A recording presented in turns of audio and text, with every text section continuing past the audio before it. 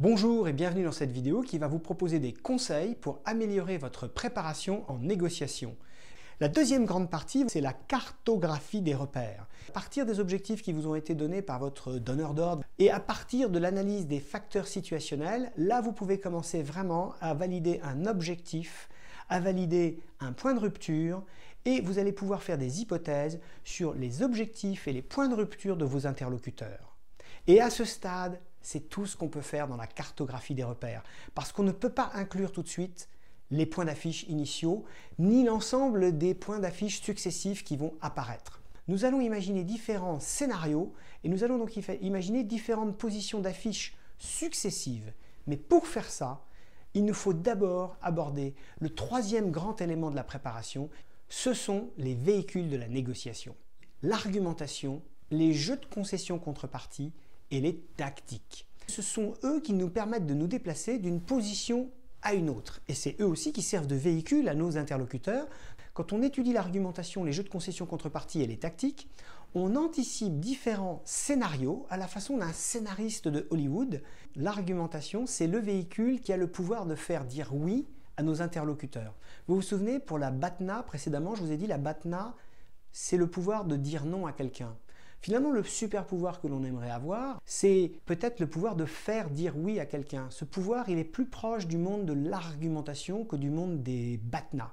Donc vous avez l'univers des concessions-contreparties qui sont basées sur des échanges. Le troisième véhicule, bien sûr, ce sont les tactiques.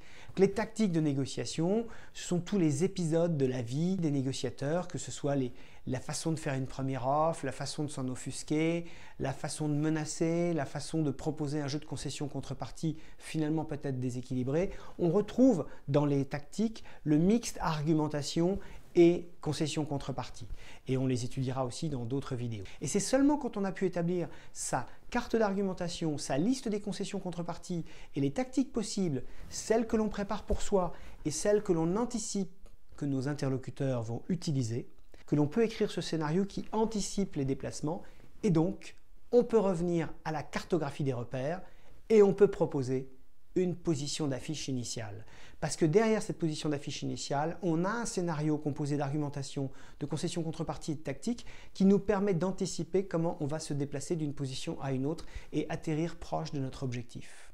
Et cette notion de scénarisation, d'hypothèse, c'est ce qui nous prépare à la négociation effectivement. Parce que quand nous allons rencontrer notre interlocuteur, on va s'adapter et non pas improviser. Et là, vous avez la synthèse avec les facteurs situationnels, la cartographie des repères et les outils qui permettent de se déplacer en négociation, qui vous permet d'avoir préparé votre négociation. À la minute où vous commencez à expliquer aux gens comment vous vous préparez, vous leur donnez les mêmes outils que vous pour pouvoir aussi préparer et contribuer. Et dans les deals stratégiques, on n'est pas tout seul, bien sûr, on travaille en équipe. Qu'est-ce qui nous permet de travailler en équipe? C'est le partage d'une méthode commune. Et forcément, votre boss, qu'il soit négociateur ou pas, va trouver que vous êtes un vrai professionnel et il va être content parce que lui aussi va progresser en négociation et il va pouvoir vous aider. Et ensuite, dans le déroulement de la négociation, au lieu que ce soit la panique intégrale et qu'on se demande toujours ce qui se passe, les gens peuvent se référer à ce plan initial et l'adapter en fonction de la réalité. Et qu'est-ce que vous obtenez en plus de cette préparation?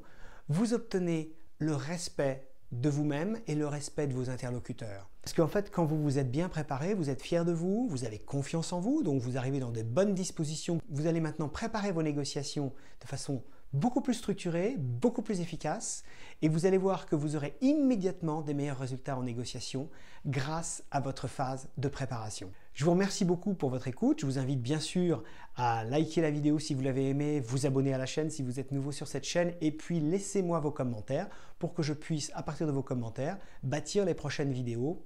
Merci beaucoup et à très bientôt.